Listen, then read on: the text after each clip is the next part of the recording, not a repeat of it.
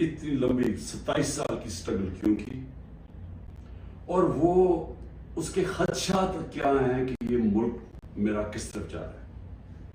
تو میں صرف اپنی قوم کے لیے بتانا چاہتا ہوں کہ میں 18 سال کا تھا جب میں پاکستان کرکٹ ٹیم میں کھیلتے ہوئے انگلینڈ گیا. اس کے بعد میں نے وہاں 4 سال پڑھائی کی، اور اس کے بعد میں پروفیشنل کرکٹ کھیلتا تھا گرمیوں میں انگلینڈ میں، اور سردیوں میں پاکستان ہوتا تھا یا پھر دنیا میں کرکٹ ٹور کرتا تھا. تو اس ٹائم پہ میں جو برطانیہ کا سارا سسٹم تھا وہ میں پوری طرح سمجھ گیا. یونیورسٹی میں بھی میں نے پولیٹکس پڑھی تھی اور پولیٹیکل ہسٹری پڑھی تھی، پولیٹیکل سائنس.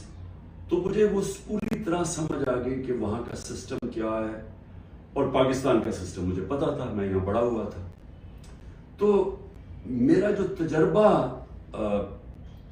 جو اس دوران جو میں نے وہاں ان کے سسٹم کو اندر سے دیکھا، یہ بہت بڑی وجہ میری پولیٹکس میں آنے کی وہ تھی. تو میں نے کیا دیکھا؟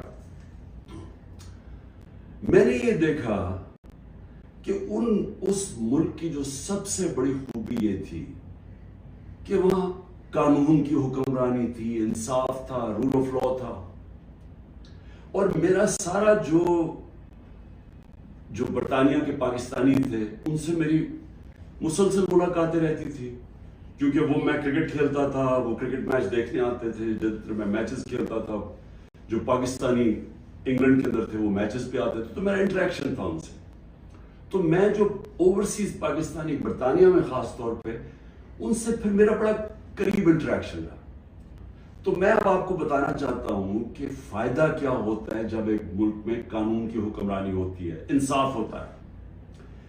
وہ شروع ان کی کہانیاں یہ تھیں کہ وہ مزدوری کرنے جاتے تھے، کیونکہ برطانیہ میں مزدوروں کی کمی تھی، تو انہوں نے زیادہ مزدور دنیا میں سے اور ملکوں سے بھی بلائے، جس میں سے پاکستانی بھی گئے. مزدوری شروع کرتے تھے کیونکہ وہ ایک ایسا ملک جدھر انصاف کا نظام تھا، لیول پلینگ فیلڈ تھی. ان کو وہ پیسہ کماتے تھے، وہ پھر اس پیسے سے چھوٹی سی دکان کھول لیتے تھے. وہ کرتے کرتے وہ معاشرہ ان کو موقع دیتا تھا اوپر آنے کا. اور وہ کیوں دیتا تھا؟ کیونکہ جب ایک معاشرے کے اندر انصاف ہوتا ہے وہ آپ کے حقوق کی حفاظت کرتا ہے. مطلب یہ ہوتا ہے کہ اگر آپ اپنے ٹیکس دیں، آپ قانون کے بیچ میں رہیں، وہ ملک آپ کو آزاد کر دیتا ہے، آپ جو مرضی کریں. کوئی آپ کو پوچھتا نہیں ہے، کوئی رات کو پولیس نہیں آپ کے گھروں میں گھس جاتی، کوئی رشوت آپ سے نہیں مانگتا، کوئی آپ نے اپنا کام کروانا ہے، پاسپورٹ بنوانا ہے، آئی ڈی کارڈ بنوانا ہے، آپ کو کوئی پیسے نہیں دینے پڑتے. آفیسز میں جس طرح رولتے ہیں بیچارے ہمارے لوگ، وہاں کوئی تھانے کچہری کی پالیٹکس نہیں ہے کہ بیچارہ غریب آدمی کبھی تھانے میں رول رہا ہے، کبھی کچہریوں میں رول رہا ہے، کبھی پٹواری سے رول رہا ہے، زمینوں پہ قبضے ہو رہے ہیں. اور سارا وقت ان بیچاروں کو سفارشیں چاہیے تھی. اس ملک کے اندر سب سے زیادہ جو پولیٹکس میں جو ہمارے ایم این ایز اور ایم پیز ہو، ان کا سب سے زیادہ کام کیا ہوتا ہے؟ لوگوں کی سفارش جا کے گورنمنٹ آفیسز میں جائے. وہاں کیوں نہیں ہوتا؟ کیونکہ وہاں انصاف ہے. یہ سمجھنا ہے پاکستانیوں آپ نے، انصاف انسانوں کو آزاد کرتا ہے حقوق دے کے. انصاف آپ کو طاقتور سے تحفظ دیتا ہے. کوئی بھی آفیشل بیٹھا ہو سرکاری آفس میں، اس کی مجال نہیں آپ کو ذلیل کرنے کی وہاں، کیونکہ وہاں انصاف کا نظام ہے. وہ عدالت میں جا سکتا ہے. کوئی اس کی مجال نہیں رشوت مانگنے کی، کیونکہ وہ اس کو عدالت میں جا کے کہہ سکتا ہے اس نے مجھ سے رشوت مانگی. کمزور کو طاقتور سے انصاف تحفظ دیتا ہے. اس طرح لوگ آزاد ہوتے ہیں. تو وہی پاکستانیوں کو میں نے آہستہ آہستہ دیکھا اوپر آتے ہوئے. ان کے بچے گورنمنٹ اسکولوں میں گئے، مفت پڑھے، ان کے بچوں کو اعلیٰ تعلیم ملی. ان کو میں نے دیکھا وہ اور آگے بڑھے، وہ ڈاکٹرز بنے، مزدوروں کے بچے. اور سوائے کئی علاقوں میں جو تھوڑی ریسزم تھی، عموماً یہ دیکھا کہ جو وہاں مزدور بھی گئے ان کو دیکھتے دیکھتے بچے آگے بڑھتے گئے.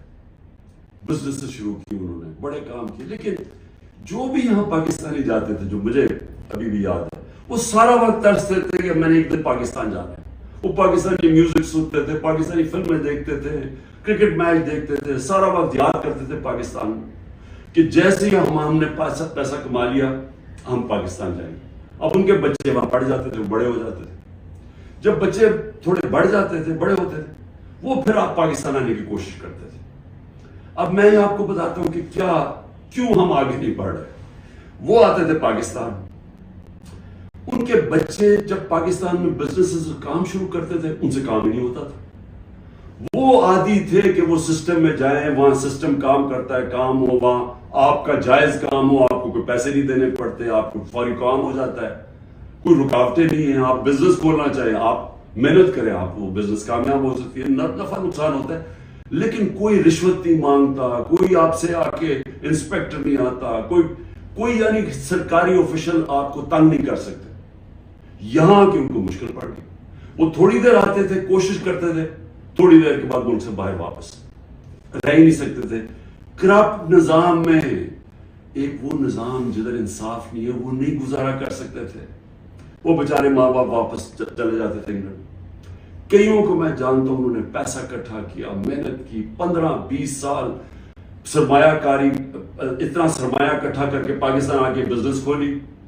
وہ اس نظام میں ان کی بزنس نہیں چلتی تھی, یہاں رشوتیں دینی پڑتی تھی, یہاں ہر سسٹم یعنی سسٹم میرٹ کو اجازت نہیں دیتا آگے بڑھنے کے لیے کیونکہ انصاف کے لیے. اور وہ یہاں تباہ ہو کے میں نے دیکھا لوگ یہاں فراڈ ہوئے, ان سے ہر جگہ زمینوں پہ قبضے ہوئے, ان کے گھروں پہ قبضے ہوئے. جب وہ واپس آتے تھے پیچھے قبضہ ہو جاتا تھا. تو ہوتا کیا تھا, وہ سارے پھر واپس چلے جاتے تھے. اور آخر میں یہ ان کو پتا چلا کہ پاکستان میں ہم بزنس نہیں کر سکتے. اب 1 کروڑ پاکستانی ہے, اب یہ ذرا آپ نے سننا ہے, 1 کروڑ پاکستانی باہر بیٹھا ہے. صرف برطانیہ امریکہ میں جو 16,000 پاکستانی امریکن ڈاکٹرز ہیں, 16,000, ان کی نیٹ ورتھ جو ان کی ٹوٹل ان کی جو دولت ہے 16,000, 200 ارب ڈالر ہے. 200 ارب ڈالر ان کی نیٹ ورتھ ہے. جو 10 پاکستانی سب سے امیر ہیں اس وقت امریکہ میں, پاکستانی امریکنز, 25 ارب ان کی نیٹ ورتھ ہے ڈالرز. صرف جو پاکستانیوں کو یہاں سمجھتے ہیں کہ یہاں حالات اچھے نہیں ہیں, جنہوں نے دبئی میں, اس میں حلال کا بھی پیسہ حرام کا بھی ہے, صرف دبئی میں انہوں نے جو پراپرٹیز لی ہوئی ہیں 20,000 پاکستانیوں نے, وہ 10.4 ارب ڈالر کی پراپرٹیز لی ہوئی ہیں. ہم 6 ارب کے پیچھے, ڈالر کے پیچھے, IMF کے پیچھے بھاگ رہے ہیں. تو میں یہ صرف آپ کو کیوں بتا رہا ہوں, ہمارا ملک اللہ نے ساری نعمتیں دی ہوئی ہیں اس کو. ایسا ملک دنیا میں نہیں ہے. ہر قسم کی یعنی 12 موسم ہیں, اوپر سے نیچے جائیں بدل جاتا ہے, ملک بدل جاتا ہے, اس میں ہر کچھ اگ سکتا ہے. زرخیز زمین ہے, اس کو ہم صحیح استعمال نہیں کر پا رہے. لیکن جب تک ہم انصاف کا نظام نہیں ٹھیک کرتے, ہم اس ملک میں اس دلدل میں گھس رہے ہیں. میں اب آپ کو بتاؤں کہ میں نے جب یہ پاکستانیوں سے جو برطانیہ میں تھے, کیونکہ میرا سر میں کرکٹ کھیلتا تھا, میں نے آپ کو بتایا میرے ان سے رابطہ تھا, تو تب میں نے فیصلہ کیا کہ ہم پاکستان کے اندر جب تک یہاں ایک انصاف کا نظام نہیں آتا ہمارا ملک آگے نہیں بڑھ سکتا. کیونکہ اتنا بڑا سرمایہ کاری ہو سکتی ہے اوورسیز پاکستانی سے, لیکن وہ آتے ہی نہیں پاکستان میں. وہ صرف اپنی ریمیٹنس بھیجتے ہیں, جو اصل تو سرمایہ کاری سے ملک اوپر جاتا ہے. تو میں نے پھر تحریک انصاف بنائی 96 میں, اور اس کا نام تھا انصاف کی تحریک. اس کی نظریہ کیا تھا, اسلامی فلاحی ریاست. وہ نظریہ کدھر سے لیا, جو قرارداد پاکستان ہے, آبجیکٹو ریزولوشن ہے, جس میں مدینہ کے ریاست, اس کے اوپر طرز کے اوپر انہوں نے اسلامی فلاحی ریاست لکھی. کیونکہ اسلامی فلاحی ریاست ہمیشہ مسلمان مدینہ کی ریاست کی طرف سوچتا ہے, وہ دنیا کی تاریخ کی پہلی فلاحی ریاست تھی. ہم نے اس کا وہ آبجیکٹو رکھا کہ یہ ہمارا گول ہے, اور میں نے اپنی پارٹی لانچ کر دی. اب میں یہ اس لیے آپ کو بتایا کہ ہمارا جب تک ملک اس چیز کو سمجھتا نہیں ہے کہ ہم نے اس ملک میں قانون کی حکمرانی قائم کرنی ہے، اس کے بغیر پاکستان کا کوئی فیوچر نہیں ہے۔ اگر ہم یہ نہیں سمجھتے تو ہم یہ جو تباہی کی طرف تیزی سے ہمارا ملک جا رہا ہے، ہم نہیں اس کو روک سکتے۔ میرے پاس ابھی اعداد و شمار ہیں جو اس موجودہ حکومت نے پرنٹ کیے ہیں، میں ابھی آپ کو وہ بتاؤں گا کہ ایک سال میں ہوا کیا ملک میں۔ لیکن میں نے ایک اور چیز جو کیونکہ میرا برطانیہ کو میں اندر سے باہر سے اس کے معاشرے کو جانتا تھا، اور جب میں کرکٹ کے آخری دنوں میں میرا سفر شروع ہو گیا، میرے دین کی طرف بھی اسلام کی طرف بھی میں نے پڑھنا شروع کر دیا اور میرا سفر شروع ہو گیا، تو میں نے اس نتیجے پہ مجھے پہلی دفعہ سمجھ آئی کہ جو مدینہ کی ریاست جو میرے نبی صلی اللہ علیہ وسلم کی سنت ہے، کیوں اللہ ہمیں حکم کرتا ہے کہ ان کے راستے پہ چلو؟ کیونکہ اللہ نے نبی صلی اللہ علیہ وسلم کو رحمت للعالمین کا خطاب دیا ہوا ہے، سب انسانوں کے لیے رحمت بن کے آئے تھے۔ اس کا مطلب کوئی بھی انسانی معاشرہ اس مدینہ کے ریاست کے اصولوں پہ چلے گا، اوپر آ جائے گا، ادھر خوشحال ہو، اللہ کی برکت آ جائے گی۔ آج آپ صرف یہ دیکھ لیں کہ مدینہ کی ریاست کن اصولوں پہ کھڑی ہوئی تھی؟ سب سے پہلے عدل اور انصاف۔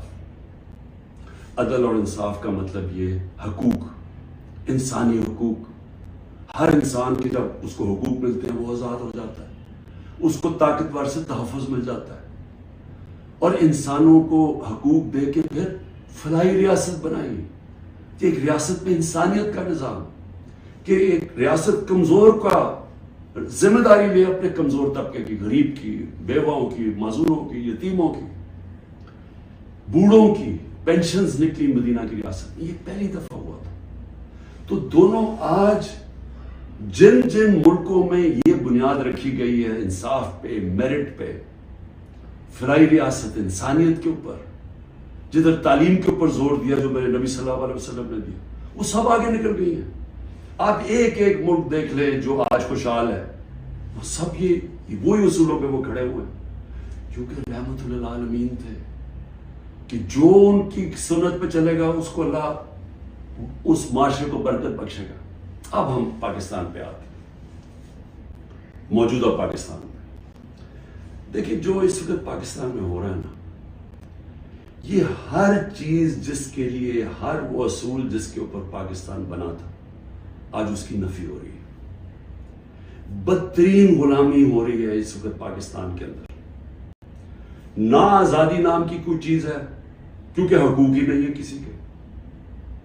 رات کو پولیس گھستی ہے کسی کے گھر میں، سارا گھر توڑ دیتی ہے، اگر وہ جس کو، اور اس کا صرف قصور ہے کہ وہ تحریک انصاف کا، وہ تحریک انصاف کا نہیں ملتا، اس کی بہنوں کو، ان کو تنگ کرتے ہیں، بہنوئیوں کو، رشتہ داروں کو، ان کو تنگ کرتے ہیں، ان کو پکڑ کے لے جاتے ہیں، عورتوں کو پکڑ کے لے جاتے ہیں۔ یہ تو ہم سنتے تھے کہ ہٹلر کی جرمنی کے اندر ایسے ہوتا تھا، میں نے تو اس طرح کی چیزیں سنی نہیں کبھی، کہ جس طرح میرے گھر پہ اٹیک ہو، میں اپنا صرف بتا رہا ہوں، بیوی اکیلی بیٹھی ہے، 40 پولیس والے گھس گئے، سارا توڑ پھوڑ کے لوٹ کے چلے گئے گھر، نوکروں کو مارا، جو بچا ہنسام آئے ان کو اٹھا کے لے گئے، اور مارا یا بری طرح۔ کس قانون کے تحت؟ تو یہاں تو مکمل طور پہ جنگل کا قانون نافذ ہو گیا، یہاں تو بنیادی حقوق ہی ختم ہو گئے ہیں۔ آج آئین کچھ کہتا ہے، کہاں آئین اجازت دیتا ہے کہ ایک ہوتا ہے کور کمانڈر کا گھر جلایا جاتا ہے۔ مجھے پہلی دفعہ پتا چلتا ہے جب میں 4 دن کے بعد نکلتا ہوں، مجھے چیف جسٹس صاحب سپریم کورٹ کے کہتے ہیں، ادھر ہی میں مذمت کرتا ہوں۔ کون نہیں مذمت کرے گا؟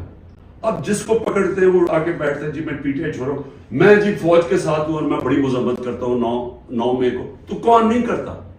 ہم نے کبھی کہا کہ ہم نے مذمت نہیں کی؟ کوئی چاہے گا اپنے ملک کے، آپ اپنی فوج کے خلاف کوئی کارروائی کریں یا اپنی فوج کو بدنام، کوئی چاہے گا؟ کیونکہ جب آپ کی فوج کمزور ہوتی ہے ملک کمزور ہو جاتا ہے۔ لیکن یہاں تو ایک عجیب ہی ماحول بنا دیا گیا ہے، وہ کور کمانڈر کا انویسٹیگیٹ کیے بغیر، یہ پتہ ہی نہیں ابھی تک کہ کس نے کیا کیا، اس کے انویسٹیگیٹ کیے بغیر پورا پاکستان میں تحریک انصاف کے اوپر کریک ڈاؤن ہو گیا. اچھا جی کتنی جگہ چلی تھی مجھے تو یہ بھی نہیں پتا, کور کمانڈر کا تو ہمیں پتا ہے, اور گاڑیاں کوئی ہمیں خود ہمارے پاس تصویریں ہیں کہ پولیس خود گاڑیاں چلا رہی ہے کہ ہمارے سامنے. وہ ریڈیو پاکستان پشاور کیسے جل گیا؟ وہ مظاہرہ تو کہیں اور ہو رہا تھا, وہ ایک دم وہ جل گیا. کوئی تحقیقات کیے بغیر اس کا بہانہ لے کے, جس طرح ہٹلر نے اپنے مخالفین کمیونسٹ کو ختم کیا تھا 1933 میں جرمنی میں, جس طرح سہارتو نے اس نے انڈونیشیا کے کمیونسٹ کو ختم کیا تھا کہ جنہوں نے ہمارے کوئی آرمی آفیسرز کو قتل کیا, ان کو ساروں کے اوپر حلہ دیا, دھاوا بول دیا, جو آج ہوا ہے. تحریک انصاف جدھر ملتی ہے, بھئی کراچی والوں کا کیا کور کمانڈر سے تھا, باقی پاکستان میں تھا, چلے لاہور میں ہم مانا سے ہو گیا, وہ اس پہ بھی تحقیقات کیے بغیر. اچھا چلیے آپ کو بڑا غصہ ہے تو باقی جگہ کیوں پکڑ رہے ہیں ساری جگہ؟ کوئی تحریک انصاف کا سپورٹر ہو, رشتہ دار ہو, جانا ہو, کوئی کسی نے ٹویٹ کی ہو, ان کو پکڑ کے جیلوں میں ڈال رہے ہیں. 10,000 لوگوں کو پکڑ کے جیل میں ڈال دیا. اور اب یہ جبری طلاقیں ہو رہی ہیں, وہ آتے ہیں بیٹھتے ہیں, جی میں دیکھیں جی میں تو بڑا فوج کے ساتھ ہوں, میں تو بڑا یہ 9 میں جو ہوا بہت برا ہوا اور میں تو تحریک انصاف چھوڑا. تو یہ اس سے سمجھا جا رہا ہے کہ یہ پارٹی کمزور ہو رہی ہے, عمران خان اکیلا رہ گیا. دیکھیں میں سارے جو آج آپ بیٹھے ہیں نا, جو فیصلے کر رہے ہیں اس ملک, میری بڑی غور سے بات سنیں. میں یہ جو آپ کے سامنے آیا ہوں, یہ کبھی جب میں کوشش کرتا ہوں کہ ڈائلاگ کی بات کرو, ہمارے سے کوئی بات چیت تو کر لے, ہم یہ بات کر کے مسئلے حل کر دیں, جس دن میں یہ کرتا ہوں اگلے دن اور سختی شروع ہو جاتی ہے, 2-3 اور FIR کاٹ دیتے ہیں, گھر میں آ جاتی ہے پولیس, کیونکہ سمجھتے ہیں یعنی کوئی ایک عجیب ذہن بیٹھے ہوئے وہ سمجھتے ہیں کہ جو ڈائلاگ کرنا چاہ رہا ہو وہ اب اس کے گھٹنے کانپنے شروع ہو گئے ہیں, تو اس لیے آ کے اس کے اوپر تھوڑی اور سختی کرو تو بالکل بیٹھ جائے. دیکھیں یہ تو ہونے نہیں لگا. میں پھر سے آپ کو کہہ دوں کہ جب تک میرے میں سانس ہے میں اس ملک کی حقیقی آزادی کے لیے تب تک پوری جدوجہد کرتا رہوں گا جب تک میں زندہ ہوں. لیکن مجھے اس وقت پاکستان کا خطرہ ہے, مجھے اپنی ملک کی فکر پڑ گئی ہے, اور جو لوگ مل کے یہ سب کچھ کر رہے ہیں ان کو ملک کی فکر کیوں نہیں ہے؟ کیوں آج ہم مجھے یہ نہیں 308 روپے کا ہو گیا ڈالر اوپن مارکیٹ میں. جب ڈالر 308 روپے کا اوپن مارکیٹ میں ہو جائے تو خطرے کی گھنٹیاں بج جانی چاہیے کہ اب جا رہا ہے پاکستان اس جس کو ہائپر انفلیشن کہتے ہیں, یہ اس مہنگائی کی طرف جا رہا ہے, سارا بزنس ٹھپ, انڈسٹری ٹھپ. ابھی میں آپ کو اس حکومت کے اعداد و شمار بتاؤں گا. تو ان کو کیوں نہیں فکر, یہ PDM والوں کو, ان کے پیسے باہر پڑے ہیں, ان کا اربوں ڈالر اس ملک سے باہر پڑا ہے, ان کو کوئی فرق نہیں پڑا کہ اس ملک کے اندر لوگوں کی $130 کم ہو. 130 روپیہ گرا ہے ڈالر کے مقابلے میں صرف جب سے ہم گئے. تو ان کو نہیں فکر پڑ رہی. وہاں لندن میں بیٹھ کے عاشیاں, بڑے بڑی گاڑیاں, بڑے بڑے ریسٹورنٹس میں بیٹھے ہوئے ہیں, شاپنگ ہو رہی ہے ہیرڈز میں, کیونکہ ڈالرز میں یار چوری کر کے پیسہ وہاں لے گئے. فکر ہر اس پاکستانی کو ہونی چاہیے جس کا جینا مرنا پاکستان میں ہے. میں نے عمران خان کو جی ECL پہ ڈال دیا, شکر کو میں تو آپ کا شکریہ ادا کرتا ہوں. میں تو جانے نہیں چاہتا ملک سے باہر, کیونکہ میں نے کوئی باہر میرے پیسے بینک اکاؤنٹس کچھ نہیں پڑے ہوئے, مجھے تو یہ ملک سے پیار ہے. تو اس لیے ECL ان کو فرق پڑتا ہے جنہوں نے جائیدادیں ڈالرز میں رکھی ہوئی ہیں باہر, اور ان کو کوئی فرق نہیں پڑ رہا کہ ملک تباہی کی طرف جا رہے ہیں. ذرا آپ یہ صرف دیکھ لیں کہ جب ایک آدمی نے بند کمرے میں فیصلہ کیا کہ جناب عمران خان بہت ملک کے لیے تباہی کر رہا ہے اور میں اس کو بدل رہا ہے, اور اس نے جب گورنمنٹ گرائی, تو ذرا صرف میں اب آپ کو اس حکومت کی اعداد و شمار, ہمارے پاس جو فورن ایکسچینج ریزروز تھے, یاد رکھیں روپیہ مضبوط رہتا ہے جب آپ کے ریزروز اوپر ہو. 16.2 ارب ڈالر, آج وہ ہیں 4.5 ارب ڈالر. منفی 72% ہمارا فورن ایکسچینج گرا. ایکسپورٹس 13% گری ہے. ریمیٹنسز جو باہر سے پاکستانی ڈالر بھیجتے تھے وہ 13% گرے. یاد رکھیں یہ ہر سال ہمارے بڑھتے جا رہے تھے, ہر سال پچھلے سال سے زیادہ ہوتی تھی ہماری ایکسپورٹس بھی, ریمیٹنسز بھی, ڈالر زیادہ آ رہا تھا. اب جب سے یہ آئے ہیں 13% دونوں نیچے چلی گئی ہے بجائے اوپر جانے کے. اس کا مطلب ڈالر کم آ رہے ہیں پاکستان میں, قرضے بڑھتے جا رہے ہیں, ڈالر کم آ رہے ہیں اور ہم نے قسطیں بھی دے دی. ٹیکسٹائل ایکسپورٹ جو ہماری سب سے بڑی ایکسپورٹ ہے منفی 14% گر چکی ہے. انٹرسٹ ریٹ, اب بزنس کون کرے گا؟ ہم جب تھے 9.8 تھا, آج 21% ہے ہمارا سود. ہمارا جو ایکسچینج ریٹ ہے آفیشل 180 کر لیں, ہمارا تھا جب ہم گئے 180 روپے ڈالر تھا, آج 287 روپے ڈالر آفیشل ریٹ ہے اور 308 پہ پہنچ گیا ہے اوپن مارکیٹ میں. مہنگائی کے اوپر بڑا شور مچا تھا.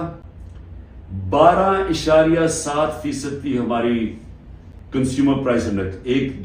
مہنگائی کی دو ہوتی ہیں قسمیں, ایک جس کو کہتے ہیں کنزیومر پرائس انڈیکس جو CPI ہوتی ہے, وہ 12.7 تھی, آج 36.4% ہے. پاکستان کی تاریخ کی سب سے بڑی مہنگائی. لیکن اس سے زیادہ خطرناک جو سینسٹیو پرائس انڈیکس ہے وہ 14.2 ہمارے دور میں تھی, آج وہ پاکستان میں 42.1% ہے. پٹرول, یاد رکھیں ہمارے دور میں پٹرول 110 سے 115 لیٹر 110 سے 115 ڈالر پہ بیرل گئی تھی, آج وہ 70-80 کے بیچ میں ہے. یعنی ادھر سے آ کے ہمارے دور میں 150 روپے لیٹر پیٹرول تھا, 145 روپے لیٹر ڈیزل تھا. آج ڈیزل پہنچ گیا 260 روپے اور پیٹرول پہنچ گیا 270 روپے. جب پیٹرول مارکیٹ میں نیچے, انٹرنیشنل تیل نیچے چلا گیا تو یہ آپ ذرا دیکھیں تقریباً 100 روپے اوپر گیا. آٹا جو ہر آدمی کو افیکٹ کرتا ہے, ہمارے دور میں 55 روپے تھا کے جی, آج وہ پہنچ گیا 136 روپے کے جی. 130% کا اضافہ ہوا اس میں اور یہ عام آدمی کو سب سے زیادہ تکلیف دے رہی ہے. چاول 103 روپے کے جی تھا, آج 202 روپے کے جی ہے. 95% ہمارا چاول کی قیمت بڑھی ہے, یہ بھی عام آدمی کا. گھی, انٹرنیشنل مارکیٹ میں جو پام آئل ہم امپورٹ کرتے ہیں وہ آدھا ہو گیا ہے. آج ہمارے دور میں 468 روپے کے جی تھا, آج 603 روپے کے جی ہے, جبکہ آدھا ہو گیا انٹرنیشنل مارکیٹ میں. اور دودھ 170 روپے لیٹر تھا, آج 170 روپے لیٹر. میں اور بھی آپ کو بتا دوں کہ جس سے آپ کی دولت میں اضافہ ہوتا ہے, ہماری جو گروتھ ریٹ تھی, یعنی جس ریٹ پہ ہماری دولت میں اضافہ ہو رہا تھا, جس کو GDP کہتے ہیں, GDP میں اضافہ, وہ 6.1% تھی. آج وہ چلی گئی ہے منفی 0.2%, 0.2% پہ چلی گئی. انڈسٹریز, ہماری اوور آل انڈسٹری 6.8% پہ بڑھ رہی تھی, آج وہ -2.9% پہ چلی گئی. یعنی جس سے آپ کے ملک میں دولت بنتی ہے, جس سے آپ ٹیکسز بڑھتے ہیں, جس سے آپ روزگار دیتے ہیں, وہ انڈسٹری جو زیادہ تر انڈسٹریز وہ -2.9 پہ پہنچ گئی ہیں. اور جو لارج اسکیل مینوفیکچرنگ ہے جس سے سب سے زیادہ دولت میں اضافہ ہوتا ہے, وہ ہمارے دور میں 11.9% پہ بڑھ رہی تھی, وہ آج منفی 7.9% پہ چلی گئی, تقریباً 8% منفی پہ چلی گئی. جو کنسٹرکشن ہے جس سے سب سے زیادہ نوکریاں ملتی ہیں, وہ 1.9% پہ بڑھ رہا تھا ہمارے دور پہ, آج وہ -5.5% پہ چلی گئی.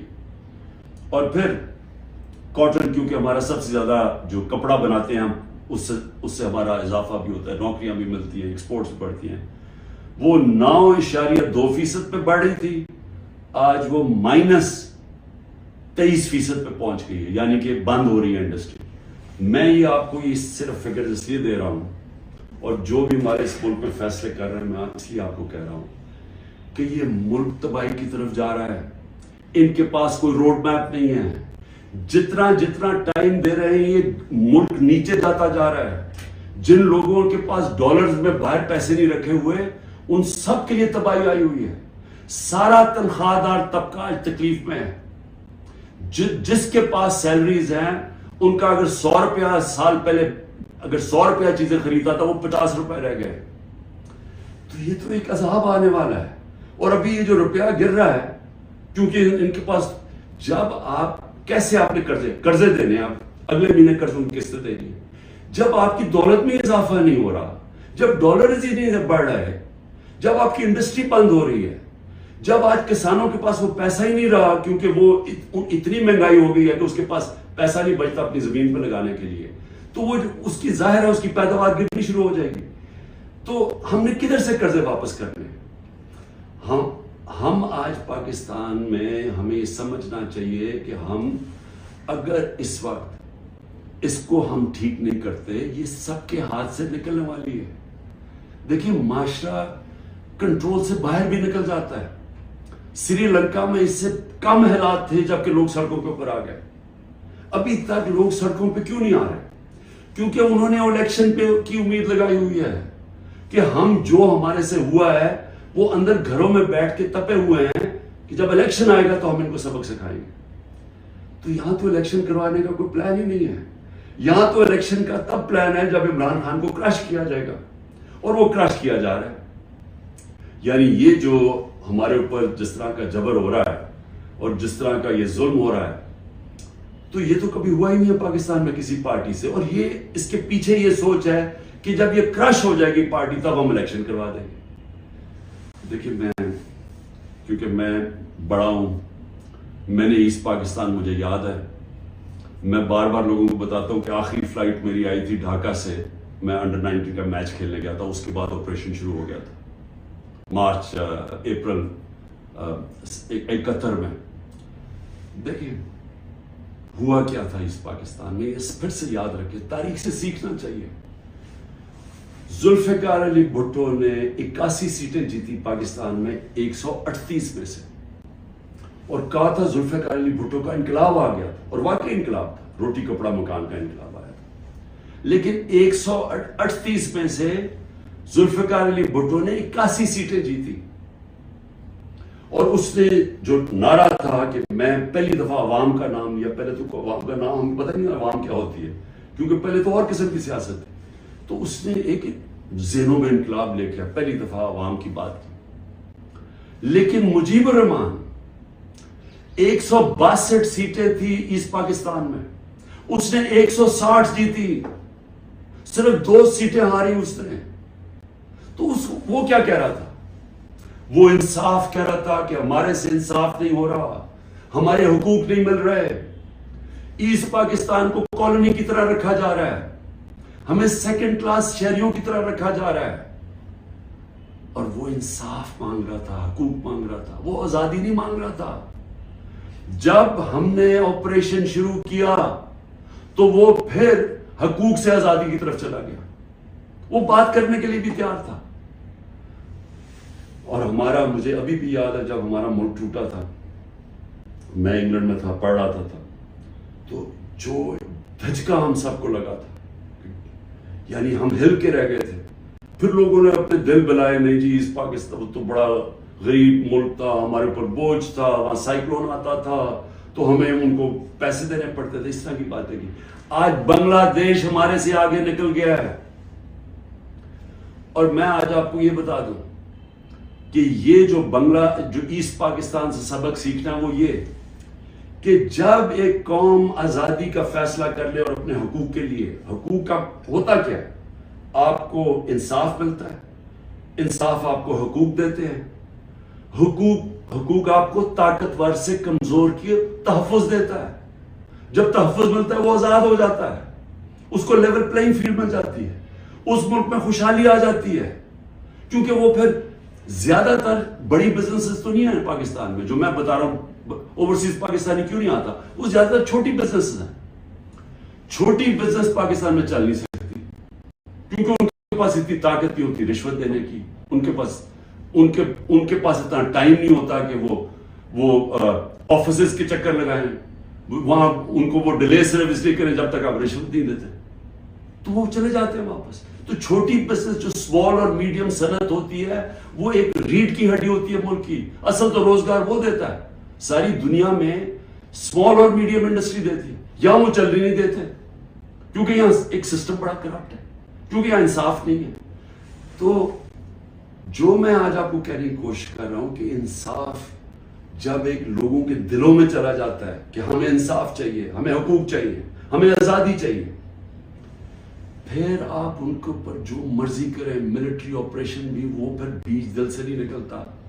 کیونکہ جو اللہ نے ہمارے اندر یہ پیدا کیا ہوا ہے آزادی کا, یہ جو آزادی کا بیج ہے, یہ انصاف اور آزادی ساتھ ساتھ جاتے ہیں, یہ اندر ہے ہمارے. اور اس نے جب لا الہ الا اللہ کہتا ہے, ہم اسے وعدہ کرتے ہیں, وہ ہمیں آزاد کرنا چاہتا ہے اللہ, کیونکہ صرف آزاد لوگ اوپر جا سکتے ہیں. تو جب لوگوں کا دل میں آزادی کا جذبہ آ جاتا ہے, وہ پھر یہ جبری طلاقوں سے, یہ پکڑ دھکڑ کر کے, یہ مار پیٹ کے, یہ خوف کر کے, اس سے یہ جاتا نہیں ہے. پھر یہ نفرتیں بڑھ جاتی ہیں, یہ اور زیادہ غصہ بڑھ جاتا ہے, یہ کہیں جانے نہیں لگا. یہ جو مرضی آپ کریں کہ ہر روز بیٹھ کے جی مجھے تو فوج سے بڑا پیار ہے اور 9 مئی کو بڑا برا کیا گیا, میں چھوڑا پارٹی. تو کیا اس سے پارٹی, کیا لوگ بیوقوف ہیں؟ کیا لوگوں کو نہیں سمجھ آ رہی کیا ہو رہا ہے؟ تو میں آخر میں یہ کہنا چاہتا ہوں, دیکھیں یہ پاکستان کی اس وقت جنگ ہے, یہ تحریک انصاف کو ختم کرتے کرتے پاکستان کو تباہ نہ کریں. یہ اگر اس وقت ہم نے سٹیپس نہ لیے, قدم نہ اٹھایا, یہ ادھر چلا جائے گا, کوئی بھی نہیں کچھ کر سکے گا. سارا تنخواہ دار طبقہ تھوڑی دیر میں کھڑا ہو جائے گا. جب ان کے گھر میں چولہے نہیں جلیں گے, جب ان کی دیکھتے جائیں گے کہ ان کے پیسے کو خریدار کم ہوتی جا رہی ہے, جب وہاں عورتیں ہیں, ان کو پتا ہے کہ جو کچن چلاتی ہیں کہ کیا ہو رہا ہے آج ان کے ساتھ. وہ میں نے آپ کو بتایا سینسٹیو پرائس انڈیکس جو کہ کھانے پینے کی چیزوں کا ہے, وہ 42% پہ ہے. تو جب یہ حالات ایسے ہو جائیں پھر ایک معاشرہ پھٹ جاتا ہے. تو میں اس لیے بات چیت کی بات کر رہا ہوں کہ یہ ٹائم ہے, یہ ملک ٹھیک تب ہوگا جب اس سارے ملک کے ادارے اکٹھے بیٹھے اور ملک کی سب سے بڑی ایک ہی جماعت جو فیڈرل پارٹی ہے پاکستان کی, وہ سب اکٹھے بیٹھے اور وہ بیٹھ کے اس مسئلے کا حل نکالیں. یہ ڈنڈے مار کے مسئلے کا حل نہیں ہونے لگا. یہ جو بھی کریں گے, میں تو بیٹھا ہوں کہ ہر روز میں انتظار کرتا ہوں کہ کس دن پکڑنے آئیں گے, میں تو تیار ہوں اس کے لیے. اس سے مسئلہ نہیں حل ہونے لگا. اس کی سلوشن اس میں ڈنڈے مارنے میں نہیں ہے اور ظلم کرنے میں. اگر یہ ہوتی تو اس پاکستان نہ پیدا ہوتا. اس کا مسئلہ اس ملک میں قانون کی حکمرانی قائم کرنا ہے, ادارے مضبوط کرنا ہے, سارے اداروں کو اپنے آئینی رول کے اندر فنکشن کرنا ہے, لوگوں کو آزاد کرنا ہے, ان کو حقوق دے کے. کبھی اس ملک میں نہیں ہونا چاہیے کہ لوگ گھروں میں بیٹھے اور رات عورتیں نہ پرواہ چادر نہ چادر والی لوگ آئے گھر توڑ کے چلے گئے اور کوئی پوچھنے والا نہیں ہے. اور انہیں پتا کیونکہ وہ طاقتور ہے, کوئی پوچھے گا نہیں. عدالتوں سے سارا خوف چلا گیا. عدالتیں جا کے فیصلہ کرتی ہیں, عمران ریاض کو لے کے آؤ, وہ ابھی تک پتہ ہی نہیں ہے وہ کدھر چلا گیا. اور جس طرح کے تشدد کی میں نے کہانیاں سنی ہیں کہ جو باہر نکلتے ہیں, کئی لوگوں کو, سب کو نہیں کیا, کئیوں کو تو برے حالات میں رکھا ہے کہ اتنے چھوٹے سے دڑبوں کے اندر لوگوں کو بند کیا ہوا ہے, لیکن کئیوں پہ تشدد کیا. تو میں یہ سوال پوچھتا ہوں کہ ہماری جب عدلیہ کی بات, ان کی ورڈکٹ ہی مانے جائیں گے, عدلیہ کہتی ہے الیکشن کرواؤ آئین کے مطابق, وہ الیکشن ہی گورنمنٹ کرواتی, تو یہ ملک تو تباہ کی طرف چلا گیا نا, بنانا ریپبلک بن گیا. یہ ملک تو وہ جنگل کا قانون آ گیا آج پاکستان میں. تو میں اس لیے آخر میں اپیل کرتا ہوں کہ بات چیت کرنی چاہیے فوری طور پہ. جو یہ کیا جا رہا ہے یہ کوئی حل نہیں ہے, اور اس کو یہ نہ سمجھے کہ عمران خان کی کمزوری ہے, کیونکہ جب میں یہ بات چیت کی بات کرتا ہوں اور سختی آ جاتی ہے, باہر پولیس پہنچ جاتی ہے, وارنٹ نکلاتے ہیں. یہ مجھے اس سے کوئی فرق نہیں پڑتا. مجھے اپنی ملک کی اس وقت فکر پڑی ہوئی ہے, اور آپ سب کو بھی فکر ہونی چاہیے کہ یہ جو میں نے آپ کو بتایا ہے, آج اگر 308 روپے کا اوپن مارکیٹ میں ڈالر مل رہا ہے تو سمجھ جائیں کہ پاکستان ادھر اب پہنچ جائے گا جدھر سارے لوگوں نے ڈالر خریدنا ہے, کسی نے سرمایہ کاری نہیں کرنی. باہر سے اوورسیز پاکستانی ریمیٹنسز انہوں نے لیگل چینل سے نہیں بھیجنا, کیونکہ اتنا فرق پڑ گیا اوپن مارکیٹ اور آفیشل ریٹ کے اندر. تو یہ تو ملک تو جا رہا ہے نیچے. تو اس لیے میں پھر آخر میں اپنی ساری قوم کو کہتا ہوں کہ آپ سب صبر کریں, اپنی پارٹی کو کہتا ہوں صبر کریں, یہ جو کیا جا رہا ہے آپ سے کہ کن پٹی پہ بندوق رکھ کے جی میں پی ٹی آئی چھوڑ رہا ہوں، کوئی فکر نہ کرے، کبھی کوئی پارٹی سے نہیں ختم ہوئی. پارٹی تو ختم ہوتی ہے جب نظریہ ختم ہو جاتا ہے. آج آپ کے سامنے پی ڈی ایم کی جماعتیں پوری اسٹیبلشمنٹ کی مدد کر رہی ہے، الیکشن کمیشن ان کے ساتھ